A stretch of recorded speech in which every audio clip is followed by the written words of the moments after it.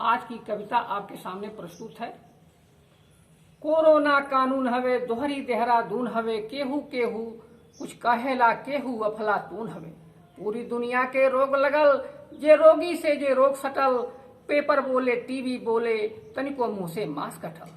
2 गज दूरी बहुत जरूरी, घर में खाओ हलवा पूरी, मनई से मनई ना मिले, कुर्सी तनिको हिले ना।